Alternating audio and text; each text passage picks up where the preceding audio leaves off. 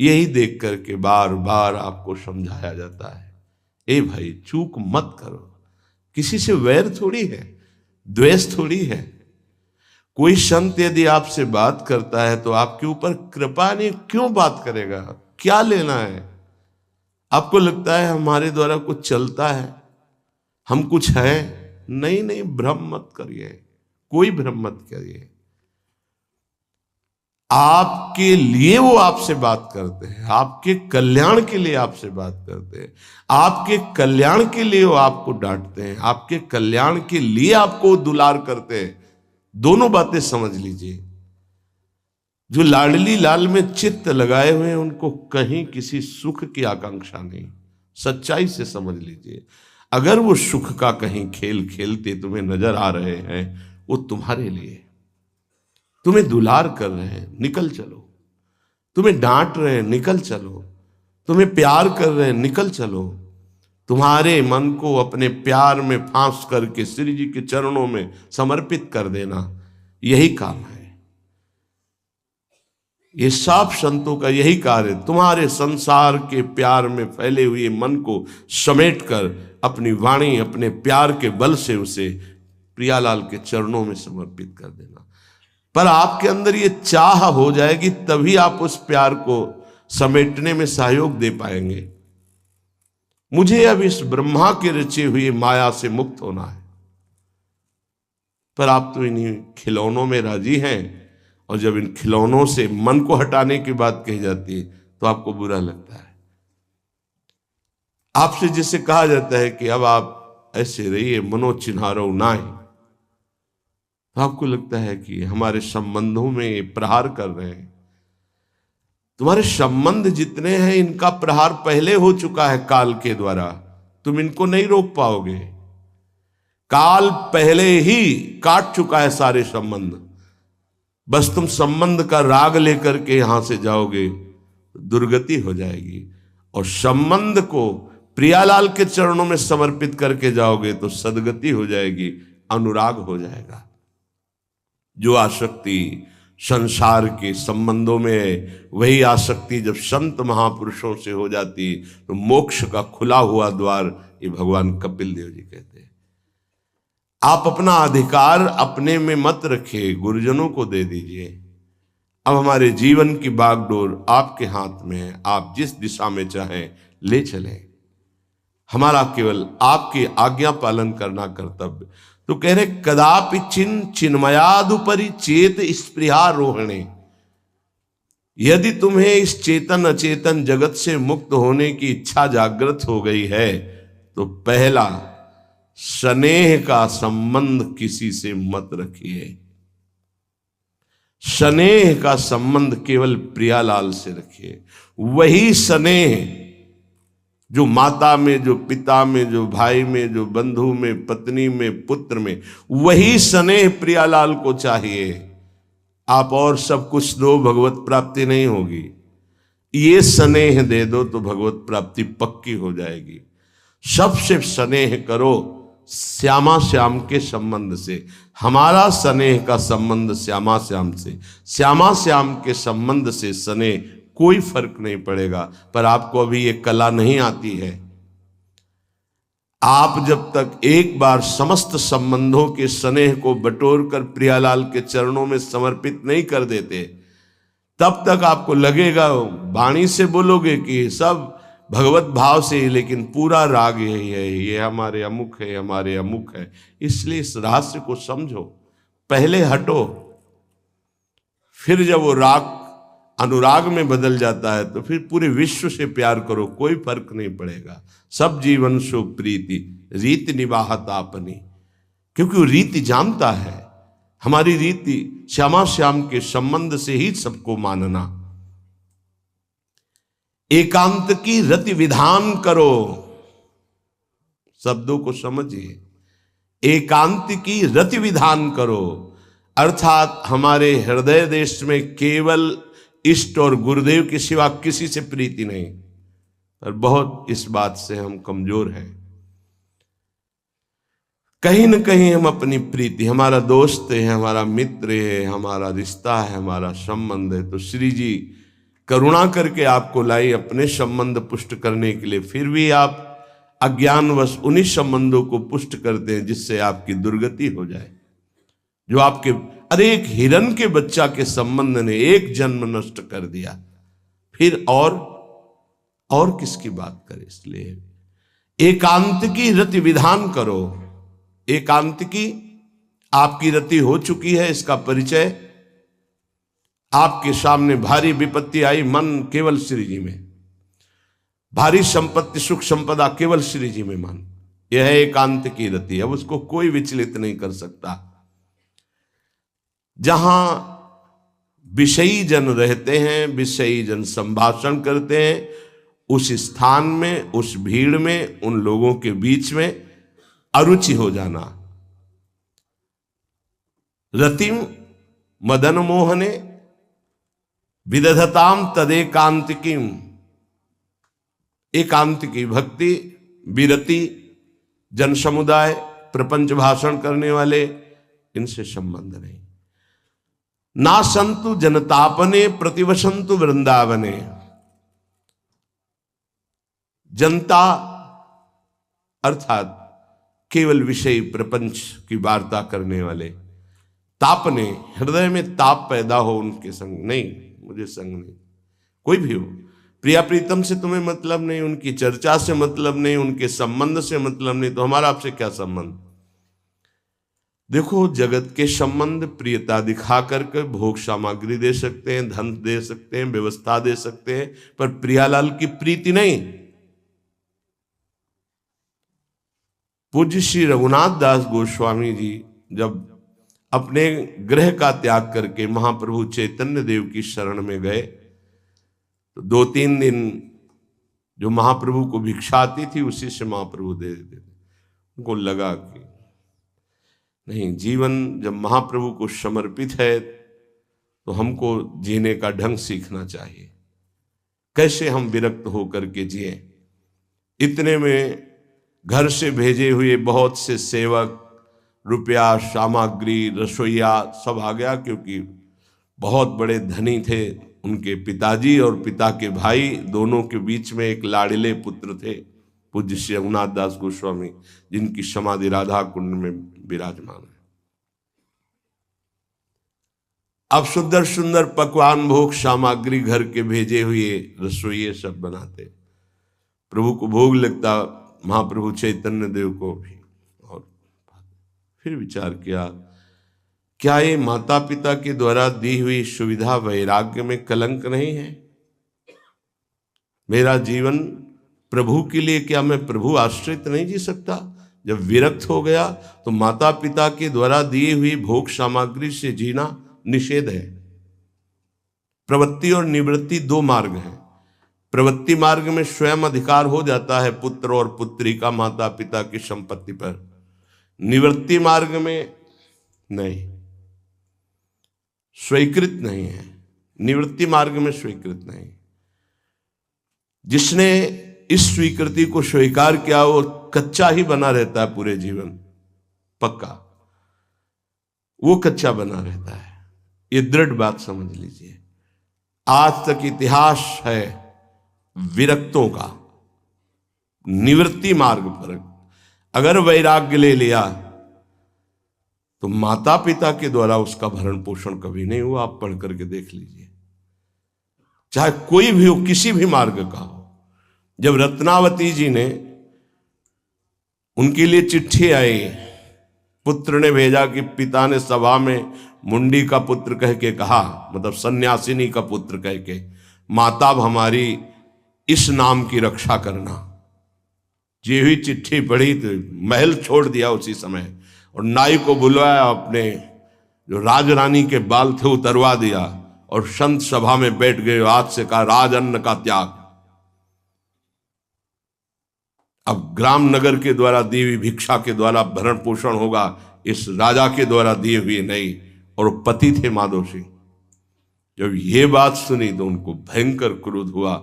मेरे सामने मेरी पत्नी, मेरा इस तरह का अपमान, मारने का प्रयास किया, निष्फल है। अंततो गत्वा, चरणों में हाथ रख के माथा रखा है, पढ़ के चरित्र देख लेना। नहीं इनके महल में रहूंगी, नहीं इनका भोजन पाऊंगी। विरक्त होकर के माता पिता के द्वारा भरण पोषण होना, एक बार एक भिक्षा के लिए तो अनुमति है। अगर विरक्त हो गया है, एक भिक्षा अगर माता पिता करा दे तो वो स्वीकृत है, इसके अलावा नहीं। आप चरित्रों को पढ़ के दे, सिद्धांत से नहीं चलोगे तो 4 दिन बाद फिर उसी में आ जाओगे। जब हम विरक्त हो गए, पूरे विश्व का भरण पोषण प्रभु करते, तो मेरा नहीं करेंगे क्या? आज अगर कोई जुड़ा है तो वैराग्य और भगवत प्राप्ति के लिए जुड़ा है। हमारा संबंध सांसारिक नहीं, भागवतिक। जिस मार्ग में हम हैं उस मार्ग में। रघुनाथ दास गोस्वामी को 2-4 दिन हुए, फिर अंदर आग लग गई। नहीं पिता के द्वारा दिए हुए वैभव को नहीं भोगना, वापस। अब कैसे जिए? तो जहां सिंहपौर पर जगन्नाथ जी के सब भिक्षुक खड़े होते थे, उन्हीं के बीच में खड़े हो गए। अब जो बांटते हैं तो उनका स्वभाव है लेने वालों का दौड़ दौड़ कर आगे लेना। कभी कभी मिलता उनको, शांत खड़े रहते तो पा लेते, नहीं मिलता प्रसाद तो भूखे रह जाते। फिर विचार किया, इसमें खड़े होकर के भी एक वृत्ति बनी रहती कि आने वाला देगा, ये भी ठीक नहीं। एक जगह अन्न क्षेत्र में अन्न बंटता था, वहां से जाके लाने लगे। फिर विचार किया, विवेक धैर्य नहीं लेने देता। यार हम यहां कोई सेवा तो करते नहीं, क्योंकि भरपेट अन्न पाने का जिस क्षेत्र में अधिकार है तो वहां सेवा करना जरूरी। चाहे पोछा लगा दो, चाहे पत्तल फेंक दो, कोई सेवा वहां करनी चाहिए, तभी आपका वैराग्य सुरक्षित रहेगा, नहीं तो फिर ठीक नहीं है। वहां अन्य क्षेत्र में भी छोड़ दिया भोजन लेना। आप कैसे जिए? तो रात्रि में जो महाप्रसाद गाय को डाल दिया जाता था, गाय भी छक के जब नहीं पाती थी तो वो रात्रि के 10-11 बजे निकलते और वो महाप्रसाद जो पड़ा रहता उसको उठा के लाते, जल से धोते, सड़े सड़े निकाल के चावल, फिर उसे पाते। महाप्रभु ने पूछा, गोविंद, गोविंद दास सेवा में रहते, गोविंद ये रघु अब क्या पाता है? बोले प्रभु बहुत वैराग्य से रह रहे। बताया तो उनका, अच्छा ऐसा अमृत अकेले अकेले पाता है, हमको कभी निमंत्रण नहीं दिया, अब हम चुपके से छीन के पाएंगे। महाप्रभु चले रात्रि के जब वो कटोरे पे इतने से चावल सही निकाल कर पानने में लगे थे, पीछे से महाप्रभु गए से लिया। अरे प्रभु आपने, उनका इतना स्वादिष्ट अमृत पाता है और मेरे को कभी निमंत्रण नहीं दिया, निहाल कर दिया।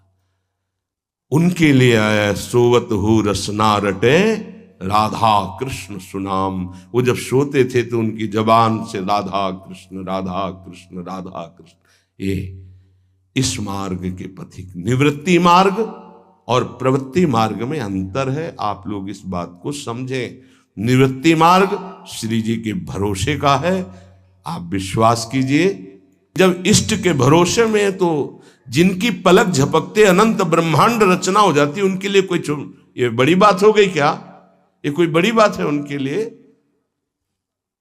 हम उनका भरोसा त्याग करके निवृत्ति मार्ग के हो करके और परिवार के द्वारा भरण पोषण हमारा हो, भाई ये तो नहीं समझ में आता। भरोसो दृढ़ इन चरणन के रो। निवृत्ति मार्ग तो निवृत्ति मार्ग, प्रवृत्ति मार्ग तो प्रवृत्ति मार्ग। प्रवृत्ति निवृत्ति, निवृत्ति में प्रवृत्ति, बहुत समझकर संभल कर चलना पड़ेगा। जो मार्ग भगवान ने बनाया उसके अनुसार। तो कह रहे न संत जनता, तुम्हारा व्यवहार जनता से नहीं होना चाहिए। व्यवहार शून्य व्यवहार है, ध्यान रखना। दसियों हजार लोगों के दर्शन होते हैं, एक का भी परिचय नहीं है। हजारों लोगों से संभाषण है, एक भी हमारा मित्र नहीं है कि ये हमारा है, तुम लोग इसके साक्षी हो। ये हमारा बंदा है, एक भी नहीं।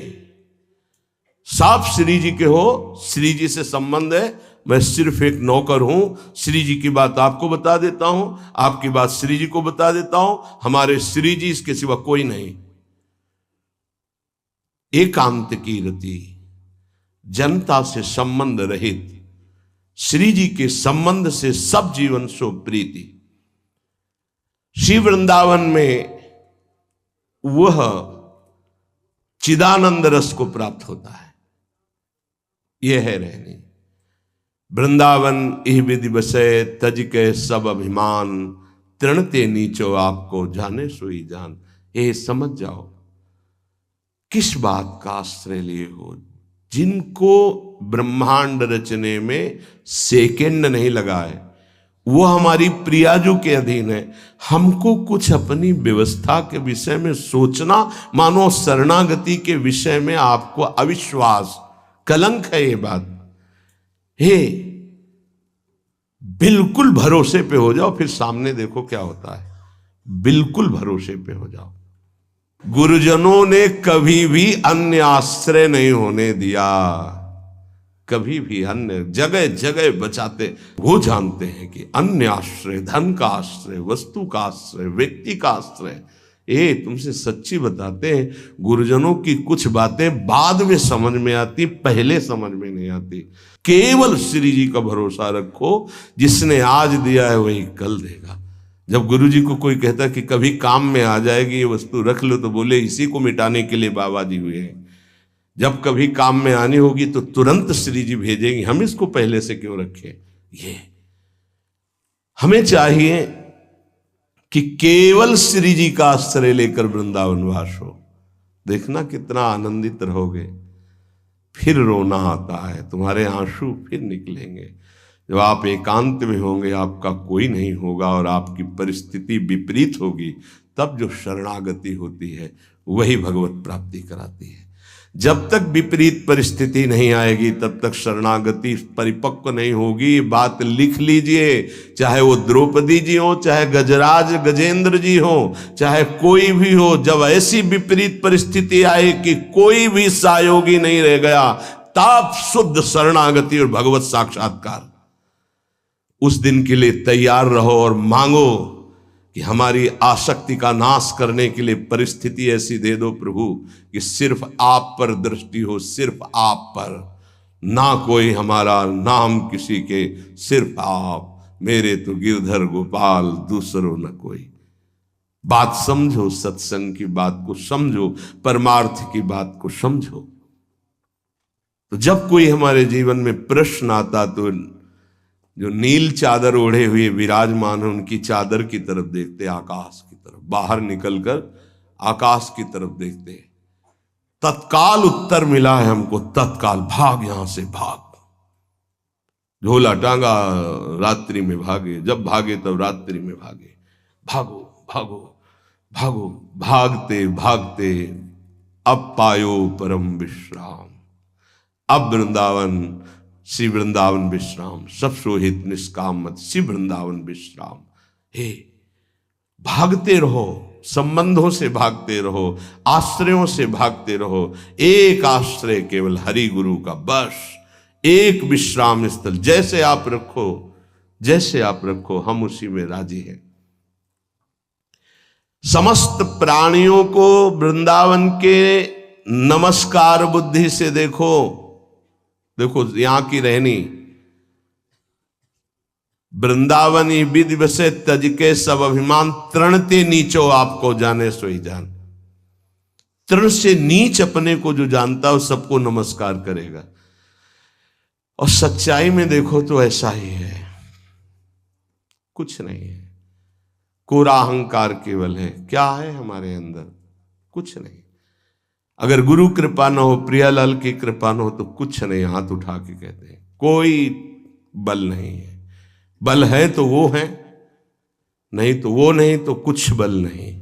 क्या बल है? आप देखो, अंदर से देख लो बैठ के, तुम्हारे अंदर क्या बल है। फिसल कर गड्ढे में गिरने का तो बल है, लेकिन गड्ढे से निकलने का बल तो नहीं है। फिसलने में क्या बल? फिसल कर गिरने का तो है, लेकिन गिर के संभलने का बल, ये केवल गुरु का बल है, ये केवल इष्ट का बल है। इसलिए श्री धाम वृंदावन का आश्रय और वास स्वीकार करो। सबसे छोटा अपने को समझो, समस्त प्राणियों को नमस्कार करो। क्यों? क्योंकि कहीं कोई वृंदावन में किसी का अपराध न बन जाए, नमंतु ननु जंतु कानिह नमंतु रस्तु क्वचित। कहीं ऐसा ना हो जाए यहां किसी भी जंतु का, किसी भी जीव का, किसी भी शरीरधारी का अपराध न बन जाए। अगर वृंदावन में कोई अपराध ना बनने पावे और सबको हम नमस्कार करके रहें और श्री जी का केवल भरोसा रहे, तो आप चमत्कार देख लेंगे, अध्यात्म आपके अंदर प्रकाशित हो जाएगा। जैसे जैसे अध्यात्म प्रकाशित होता है वैसे वैसे शांत होता चला जाता है, मन शांत होता चला जाता है, कोई वासना हृदय में नहीं रहती। पूज्यपाद श्री उड़िया बाबा जी महाराज से प्रश्न किया, पीछे वर्णन किया गया था कि बड़े बड़े महापुरुषों की ये लोग निंदा क्यों करने लगते हैं, क्यों द्वेष करने लगते हैं? वो तो किसी से द्वेष नहीं करते। जितने महापुरुष हुए उनकी निंदा हुई है, वर्तमान में जितने हैं तो आप देख लो सैकड़ों अगर नमस्कार करने वाले तो कुछ निंदक आपको मिलेंगे। ऐसा क्यों होता है? क्योंकि संत तो किसी से द्वेष नहीं करते, द्रोह तो उनके हृदय में होता नहीं, अद्वेष्टा सर्वभूतानाम। फिर ये क्यों होता है, निंदा क्यों करते हैं? तो कहते भगवान की दो शक्तियां हैं, एक है माया और एक है प्रेम भक्ति। जो प्रेम भक्ति से विमुख उनके हृदय में माया शक्ति का प्रभाव रहता है, यद्यपि उनका द्वेष भी इसी से होता है।